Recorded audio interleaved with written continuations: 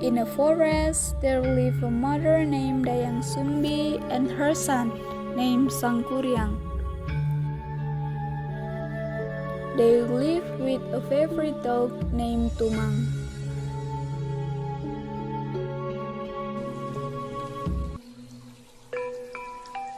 One day, Dayang Sumbi wanted to eat the heart of a deer.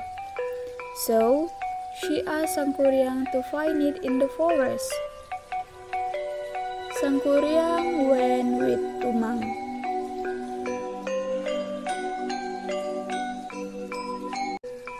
Unfortunately, in the forest, there were no deer. Instead, there was a boar, which was the embodiment of a god who was cursed. Tumang, who knew, also prevented Sangkuriang, who was about to shoot the boar.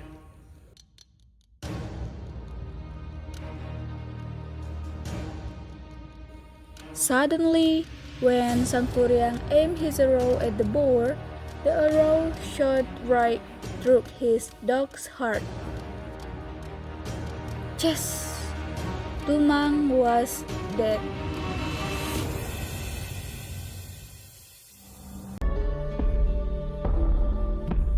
Rather than not getting his mother's order, Sangkuriang took Tumang's heart and brought it home.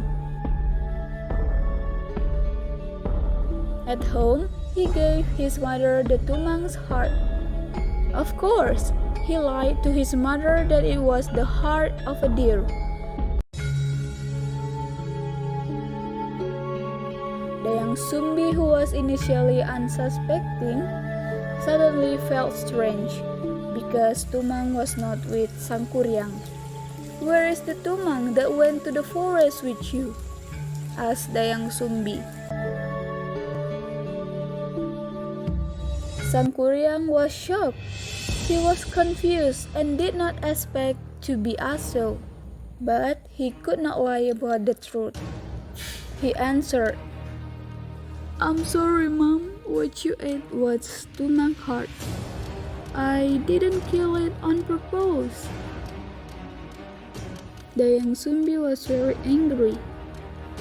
She hit her son with a ladle until it left a mark on his head. While angry, she told who Tumang was. "Tumang is your father, Sangkuriang. How could you kill him?"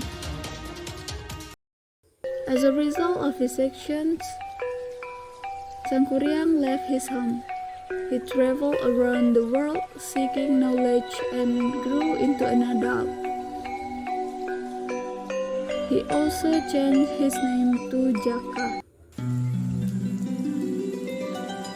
Many years later, he stopped by the forest of his childhood to ask the owner of one of the huts for a drink.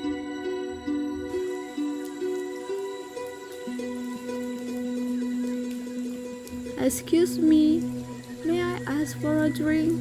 I'm a traveler who has just arrived from a long journey," Sangkuriang asked a woman who owned a hut.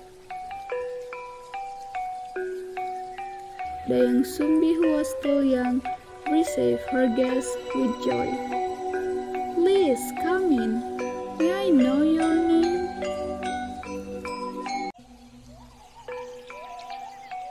"My name is Jaka." At that time, both of them did not realize that they were mother and son who had been separated for a long time. They became closer. One day, Sangkuriang wanted to propose to Dayang Sumbi. But when Sangkuriang would go to work, Dayang Sumbi saw a scar on Jaka's head. Dayang Sumbi was shocked because she realized that Jaka was Sangkuriang, her biological son. To prevent unwanted things, when Sangkuriang was about to propose, Dayang Sumbi gave a condition. "I want you to make a lake and a boat in one night." With his magic, Jaka or Sangkuriang agreed to the request of Dayang Sumbi, who was his mother. He mobilized many genies to make the lake and boat, so that it was completed in one night. Dayang Sumbi was anxious. She immediately prayed to God Almighty so that Sangkuriang's work would not be completed. God heard her prayer.